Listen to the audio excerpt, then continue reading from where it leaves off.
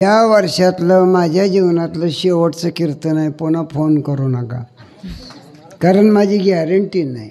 Weightage फक्त 40 kgs, वजन किती आहे? 40 किलो आहे. आता काय कवा तर दिसन. माननीय सरपंच साहेब, पांचाळ साहेब, त्यांची सहकारी 2-3 वर्ष झालं प्रयत्न करतात. मी बुटका जरूर आहे, पण माझा विस्तार मोठा आहे. There is big and big experience in my life. अशी 300 होणाळ्यासारखी गावं माझ्याकडं आहेत. मी कागदाला कधी बघितलं नाही. ही माऊली होते बघा. भाजी चटणी आपली धपाटं काय बी खायला. मी 2-2 महिने हजामत करीत नाही. का? माझा वारकरी ऐकायला उघडा येतोय, आणि तो थटात गाडी येत, नाकात बोट.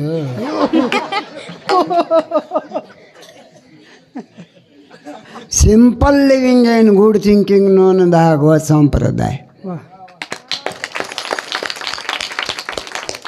हो, आमच्या निरंजन भाईंना होता विचारा, भक्ती कोणाची आहे लक्षात घ्या. आहेत काही तर नाही बार असं. कुठले बीडचे? कुठले? नांदेड. छान. हो, लक्षात घ्या. भक्ती करणाऱ्यांना सादर राहो. मला 4 चाकी मागं 20 वर्षाखाली घेता आले. ते अजून बी भाडं करून आलो आहे. कळलं का? मला ताप द्यायचा ना. माझा वारकरी सायकलीवर चालत उदगीरवरून आली मंडळी. आली का हो? उदगीरचे आले का? हात वर करा. हां बघा, मला फोन केला. अहो मी लांब आहे, किती बी लांब असू द्या, परमार्थात पडल्यावर सगळं जवळ येतं. कवाच माझी बायको नीट बोलत नव्हती, पण जी टाकीजवर गेल्यापासून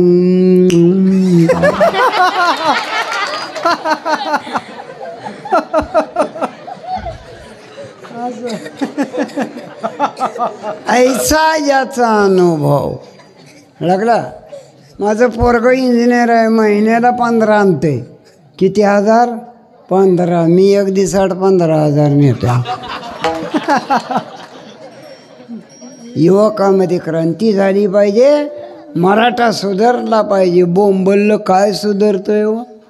हा, तुळजापूरपासून हितवर कोणाच्या रानात काय सुद्धा नाही. बीडला ह्याच्यापेक्षा भयान परिस्थिती आहे. यवतमाळला जाऊन आलो, अमरावतीला परवा जाऊन आलो. भयंकर अवस्था बेकार आहे.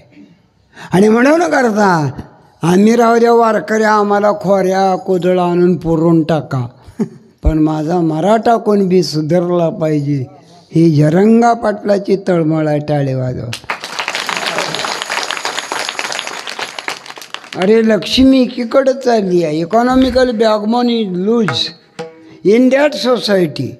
ज्या समाजाचा आर्थिक काना कमकुवत आहे, त्याच्या बायकोला दिवाळीतसुद्धा तेल लावायला मिळत नाही डोक्याला. त्याचं नाव मराठा, त्याचं नाव कोणी बी. शाळा सुरू झाली आहे. लेकरं, आमच्या घरी बरेच दिवस बुंदी लाडू नव्हतं. आई तांबड्या पिवळ्या मकाचं चुरा करायची, त्यात गोळ घालायची आणि मला म्हणायची खावा बुंदीचं लाडू. हे आईचं प्रेम आहे.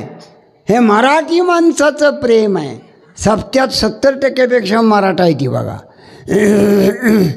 पांचाळ साहेब, हा जास्तीत जास्त मराठाच शेती करू शकतो. जास्तीत जास्त देवळं बांधायचं काम आणि मोकळ्या हातानं देणगी द्यावी मराठ्यानेच. विठ्ठल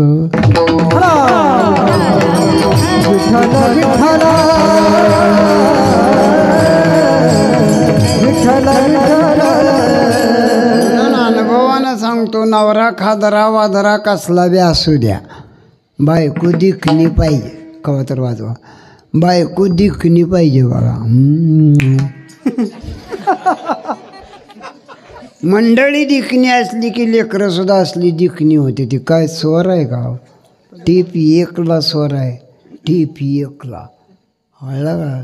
स्वर असला तर सगळं जमतं. नेहमी नवरा बायकोचा स्वर असावा. मोबाईल केवढा का असाना, रेंज असावी. हे महत्वाचं आहे. बऱ्याच घरात टावर खालीच रेंज नाही. बायको सारखी बोंबलते.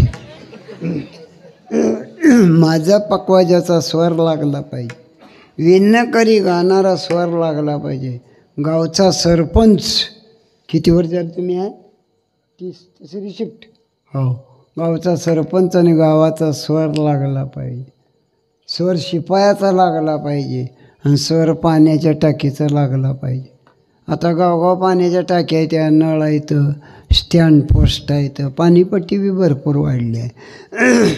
पण पाण्याच्या टाकीचा वाल मोकळा केला, काही लोकांच्या नळाला पाणी जातं आणि काही लोकांच्या नळाला फक्त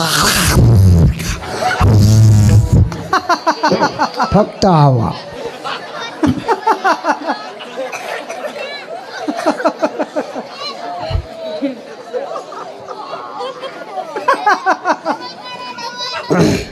आणि ही पंच कमिटी म्हणते पाणीपट्टी भरा. मॅडम पाणीपट्टी भरतो पण नुसती हवा येते आहे. त्यातलं एक पंच म्हणला हवा तरी येते का नाही.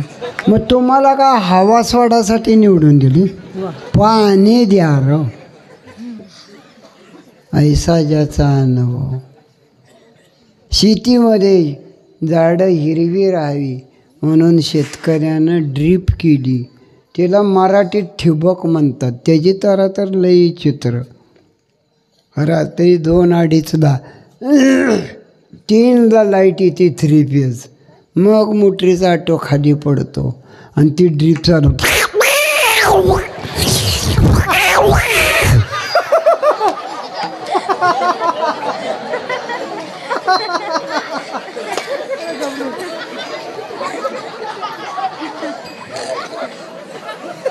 आणि ते आवाज ऐकून सगळी कुत्री वाव वाव.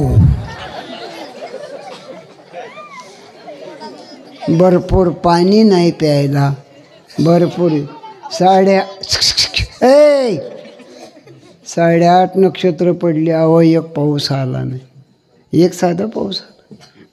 हो, आताची आई बाळाला सांभाळू शकत नाही म्हणून सरकारनं अंगणवाडी काढली. अहो है की नाही. अंगणवाडीचं काम इतकं बेकार आहे म्हणता, शेळ्या राखलेल्या परवडल्या. पण अंगणवाडीचं काम नगर आहे बाबा. ती लेकरं का बघितली तुम्ही अंगणवाडी पुढं? चडी निसटलेली, नाकात बोट, हातात भाताचा डबा.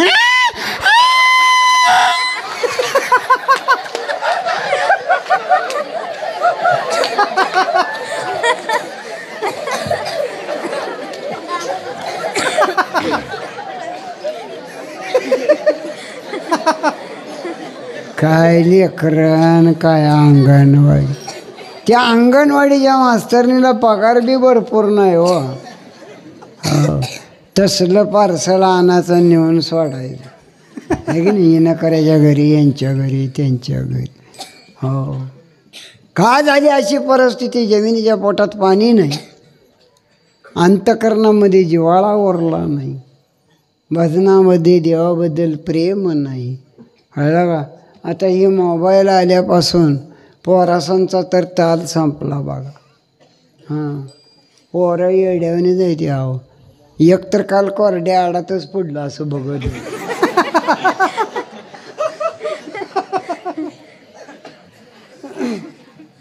एक जणाला माझ्या शेजारी फोन आला मोबाईलवर. त्यानं स्पीकर ऑन ठेवता आणि ती बोलायला लागलं, हॅलो पिलू, रात्री जेवली का? हॅलो पिलू, मशीनं धार दिली का? हॅलो सोयाबीन इकडं का ग? हॅलो पिलू. पिलू पिलू म्हणल्यावर माझं मस्तकच फिरलं. त्याला म्हणलं, ही पिलू कोण आहे रे तुझं? ते म्हणला, तुझी बहीण आहे का, बाची आहे का, दुवाडी आहे का, कोण आहे, कोण आहे पिल्लू?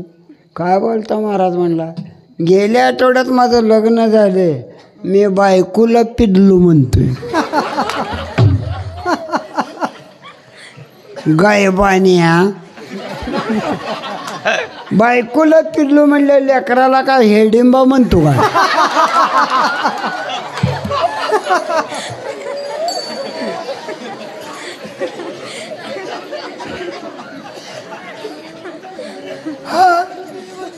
येड्याचा बाजार आहे हो. हे असं का झालं? काय पाहिजे तुम्हाला? जिव्हाळा संपत चालला, जाण्या बाकीचा जिव्हाळा. एकलं जाणं. एकदाच द्रोणाचार्याला भेट घेतली.